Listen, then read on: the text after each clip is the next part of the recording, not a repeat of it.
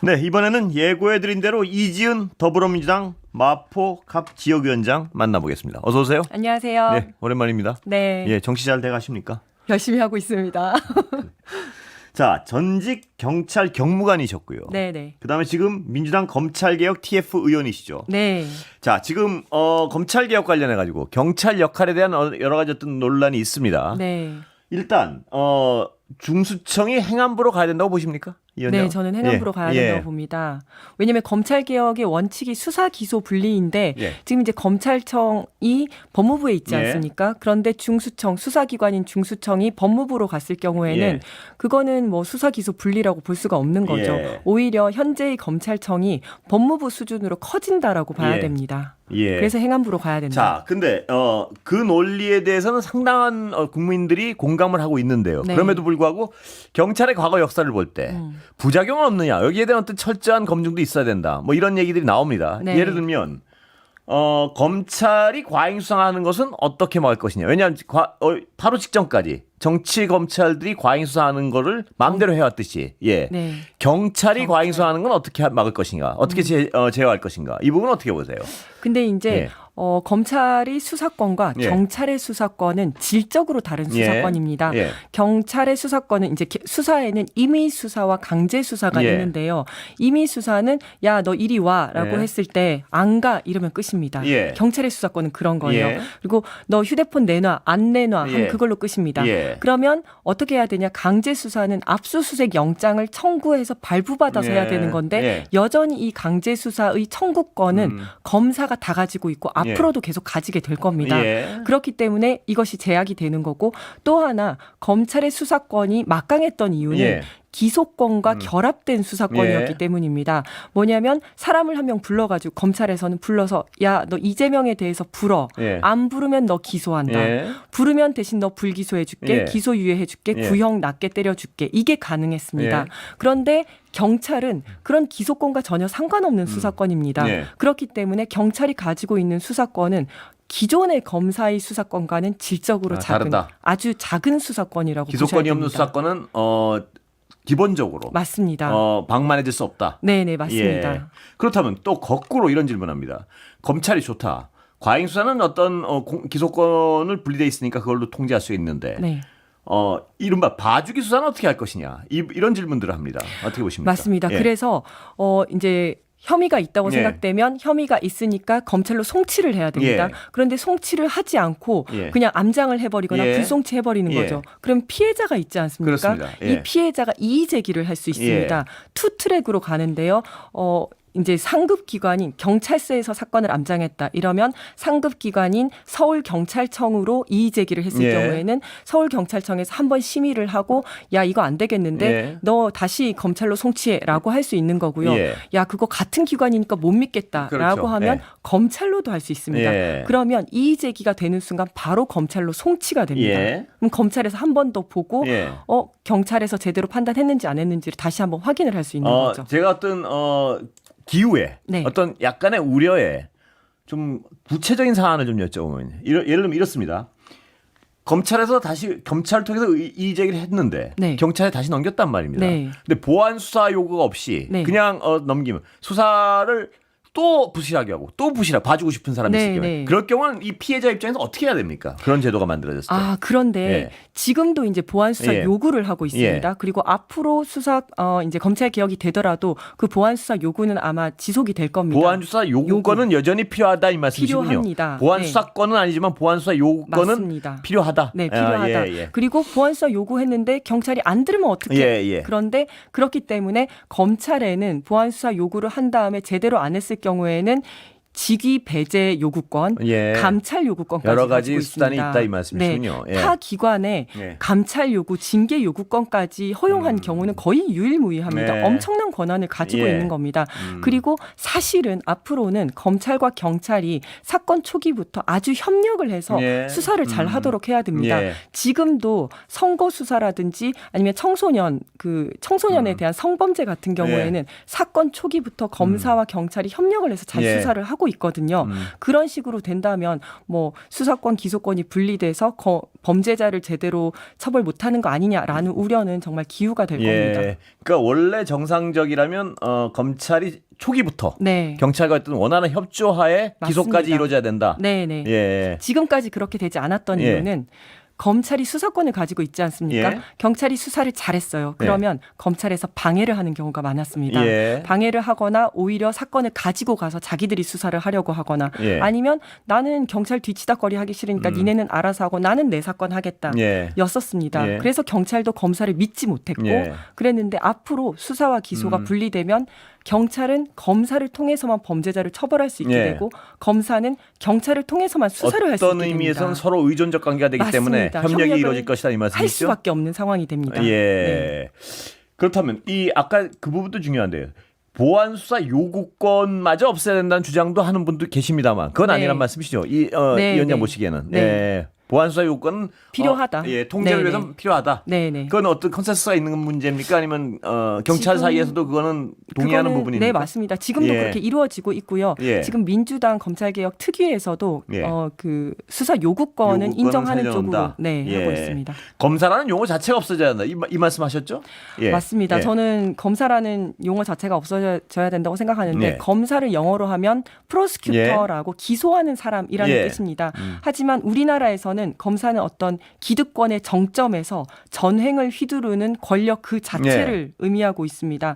검사들은 검사라는 타이틀을 놓고 싶어 하지 않습니다. 예를 들어 수사를 잘한다. 내가 수사를 하고 싶다. 이러면 경찰 또는 중수청에 가서 수사관을 해야죠. 그런데 검사라는 명칭은 좋은데 수사관이라는 명칭은 싫은 거예요. 안 가겠다라고 하는 겁니다. 그러니까 정말 이 권력이 줄어들더라도 검사라는 용어가 가지는 상징 권력을 놓고 싶어 하지 않는 거죠. 이런 특권 의식들이 법 여기저기에 다 스며들어 있는데요. 예를 들어서 경찰청장이죠. 소방청장인데 검찰청장이라고 하지 않습니다. 총장이라고 합니다. 이것이 특권의식의 발로거든요. 정말로 이제 한국은행 같은 경우, 그러니까 은행 같은 경우에 대표를 은행장이라고 한다면 은행 중에 은행인 한국은행은 총재라고 하지 않습니까? 마찬가지로 검찰청장이 아니라 자기들은 다른 기관과는 다르다라고 생각하기 때문에 총장이라고 쓰는 거고 검사라는 지위를 놓고 싶어 하지 않는 겁니다.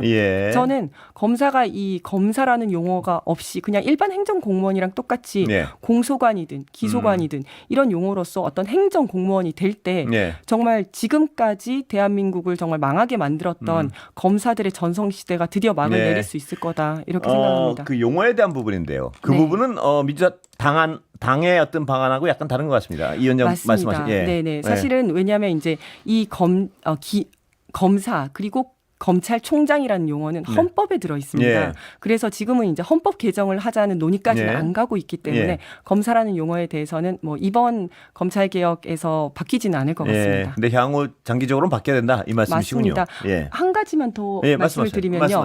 헌법에 검사라는 용어가 들어간 거 검사의 독점적 영장 청구권에 대해서 규정이 된 게 1962년도 박정희가 그 5.16을 끝낸 다음에 본인이 자의적으로 만든 헌법기관인 국가재건 최고회의에서 본인이 그렇게 그걸 넣은 겁니다. 넣은 이유는 자신의 쿠데타를 정당화시켜줬던 검사들에게 어떻게 하사하듯이 내린 그 헌법상 선물인 거거든요. 이제는 그것도 제대로 이제 바로잡을 필요가 있다. 헌법을 바꿔야 되죠? 맞습니다. 그건 개헌을 해야 됩니다. 그럼 민주당 어떤 당론은 뭔가요 아직까지 그 부분에 대해서? 당론은 일단은 아직 당론까지는 가지는 않았고요. 저희 특위에서 이야기하고 있는 내용은 일단은 검사라는 용어는 그대로 아마 존치를 하게 될 것 같고 공소청으로 바뀌면 공소청장이라고 하되 헌법 84조에서 이야기하는 검찰총장이 공소청장을 의미한다라는 규정을 넣게 될 것 같습니다.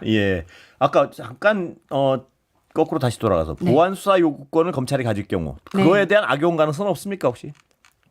우려하는 분도 있어서요. 맞습니다. 뭐냐면 사실상 지휘랑 비슷하다라고 말씀하시는 분들이 있습니다. 예전에 그러니까 이런 거죠. 경찰이 이거는 진짜 기소를 해야 된다라고 생각을 해가지고 나쁜 사람이니까 열심히 수사를 합니다. 그랬는데 계속해서 보안 수사권을 발동을 봐주고 해서 싶어요, 만약 검찰이. 예, 봐주고 싶어서. 맞습니다. 예. 3번, 4번 다시 수사해, 다시 수사해 이러면 지치는 거죠. 야, 그렇죠. 그러면 그냥 뭐 나 송치 안 할게 이렇게 끝이 난다든지 아니면 나는 이 사람 진짜 잘못했다. 그러니까 김학의 사건 같은 경우가 그렇습니다.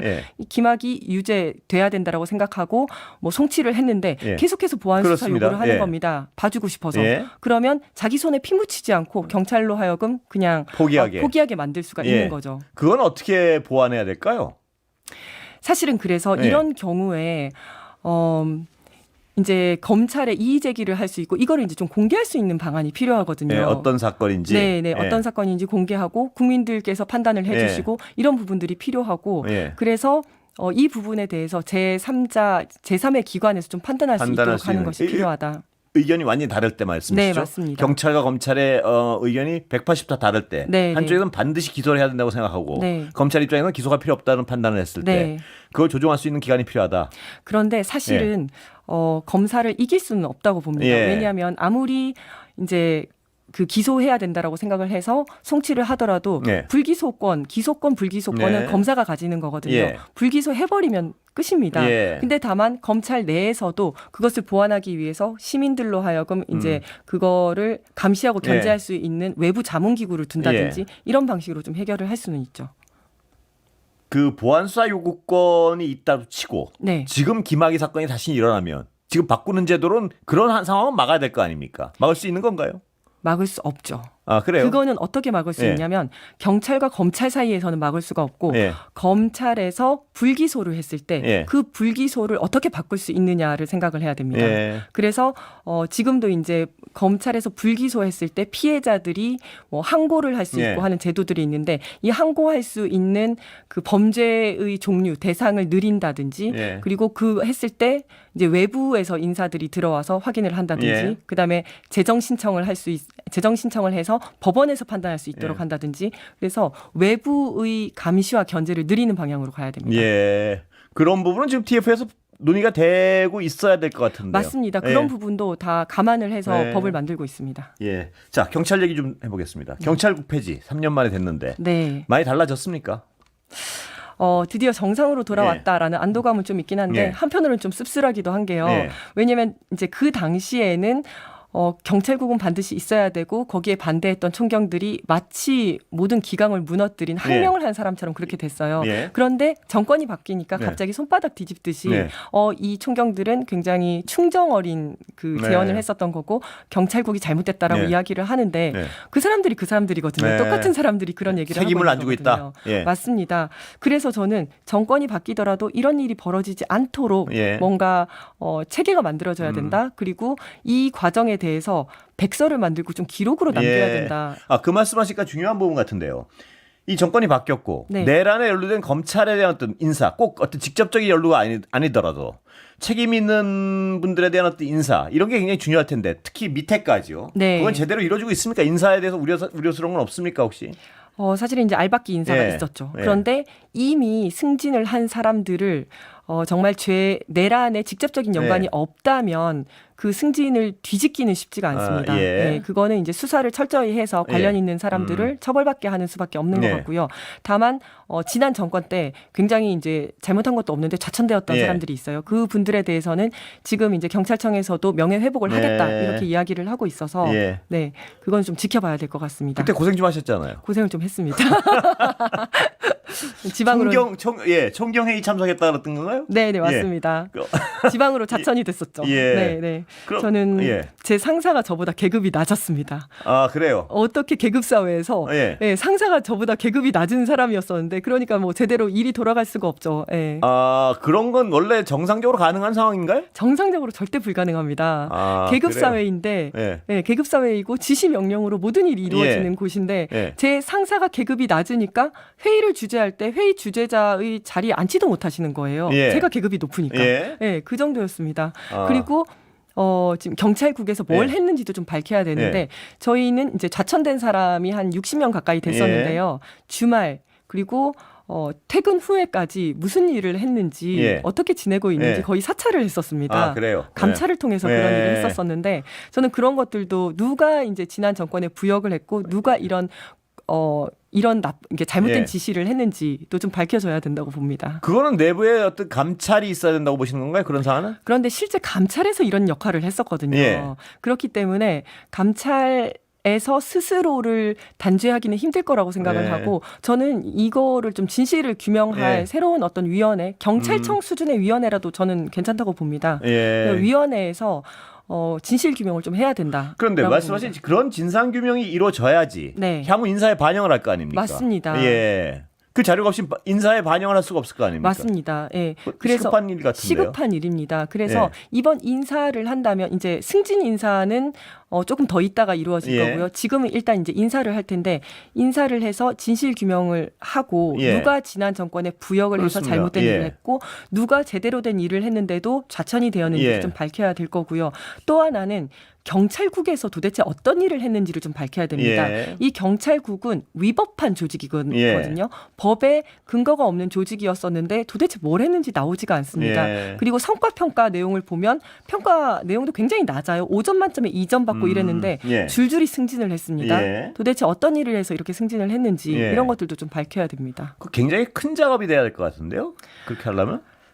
그래도 이제 한 3년 동안 있었던 일들이고 예. 경찰 내에서 이제 외부위원, 내부위원 해가지고 예. 한다면 뭐 어렵지는 않다고 봅니다. 아까 이건 다른 검찰 내부 분위기인데요. 검찰이 예를 들어 기소권하고 분리하면 수사권하고 네. 수사 지원할 사람 별로 없습니까? 보시기 어떻습니까? 이 위원장 보시기에는. 지금 분위기는요. 예.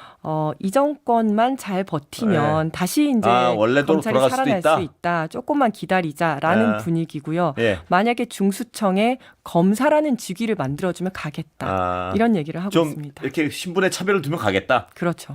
예, 일반 같은 수사관으로는 경쟁 못 못하겠다. 가겠다. 이러고 있는 그런 거죠. 분위기군요. 네. 예.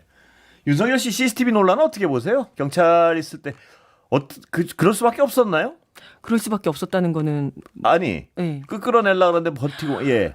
저는 예. 제가 이제 경찰에서 옷 벗고 이렇게 이런 예. 소위 말하는 진상들이 있겠죠. 많았고 예. 굉장히 저희는 다 했었죠. 왜냐하면 예. 이게 어려운 건 아닙니다. 예.